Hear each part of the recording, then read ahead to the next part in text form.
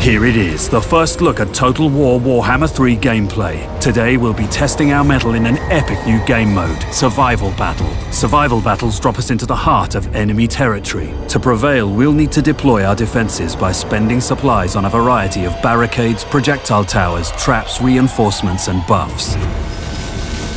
In this particular survival battle, we're taking the fight to Khorne, seizing 3 victory points as we progress through the ruined fort with the Brass Citadel and its Gatekeeper as our goal.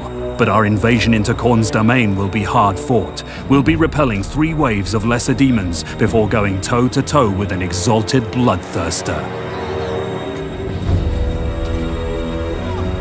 As the battle begins, we find ourselves immediately set upon. Some quick flanking and a blast of Katerin's ice magic sets us up for a swift initial win. Now that the way ahead is clear, we can progress to capture the first victory point and start our defensive preparations. We'll use our structures, which have been built from salvage found in Khorne's realm, to our tactical advantage. They'll help us herd our foes into kill zones so we can take control of and maintain the battle's flow. We'll place barricades on either side of the victory point and block off all easy routes up the main ramps. This will funnel the bulk of the demons towards the side ramps, where our Tsar Guard will hold the line. Meanwhile, our towers, Kossars, and Katerin will tear them apart. Here they come.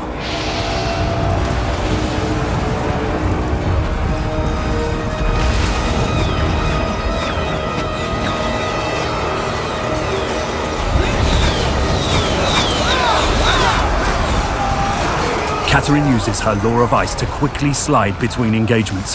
To help ease the load on our Tsar Guard, we'll use her devastating Frost Fang ability and Heart of Winter spell.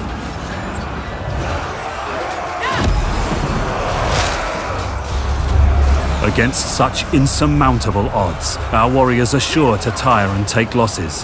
Thankfully, we can keep our army fighting fit with the replenishments menu.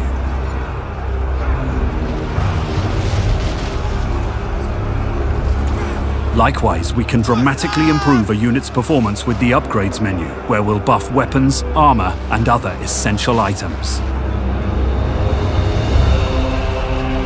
But that won't be enough to take us to the Brass Citadel. We'll need to call fresh troops into the slaughter with the recruitment menu.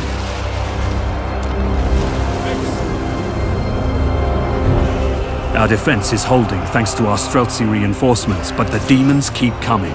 Our goal lies beyond the first victory point, and we need to press onwards. With the bulk of the enemy in one convenient narrow corridor, a decisive charge from our winged lancers should put a swift end to their assault.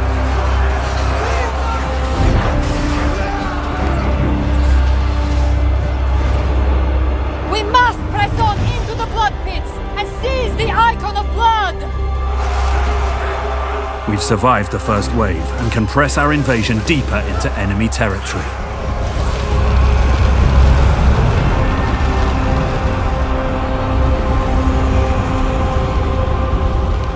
The defense of the second point begins shortly.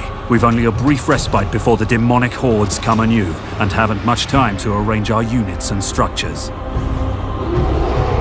As we progress, we'll expand our pool of available troops, summoning higher-tier units to meet the challenge of an ever-growing threat.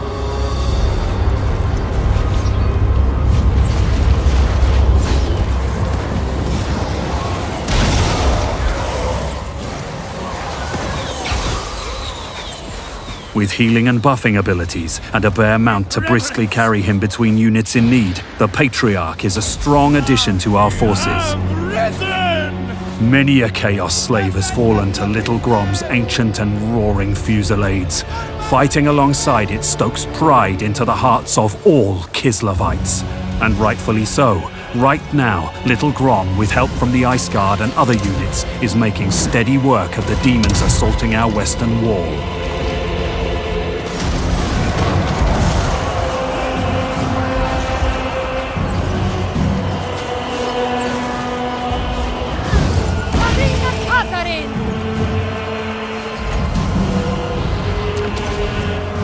But where our western defense is prevailing, our eastern flanks are in danger of being overrun. A second artillery unit should help even the odds.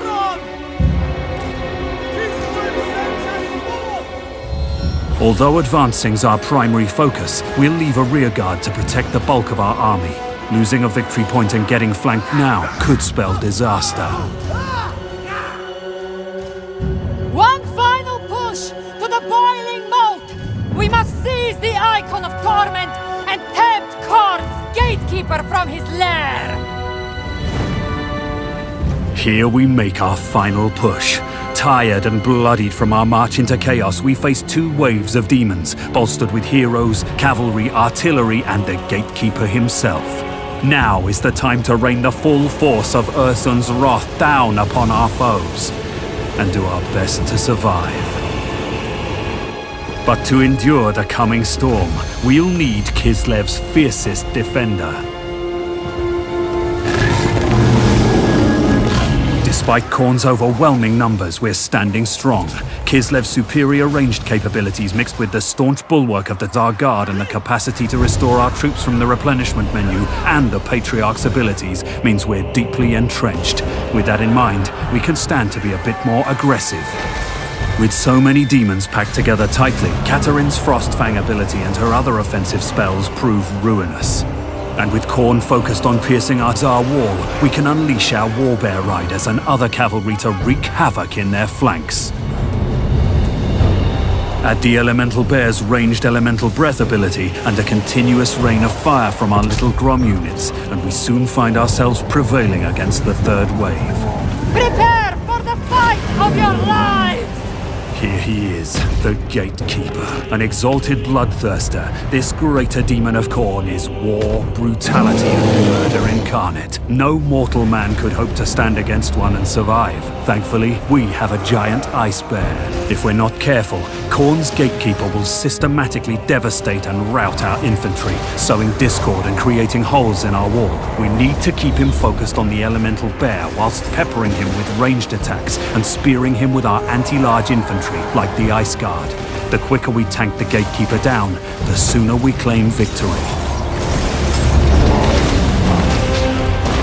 The combined might of Katarin's magic, the Elemental Bear's ferocity, and the continuous assault of our army is too much for even Khorne's greatest of champions. We stand triumphant. But Khorne is not the only dark god with a realm in this accursed place. The battle is won, but the war goes on.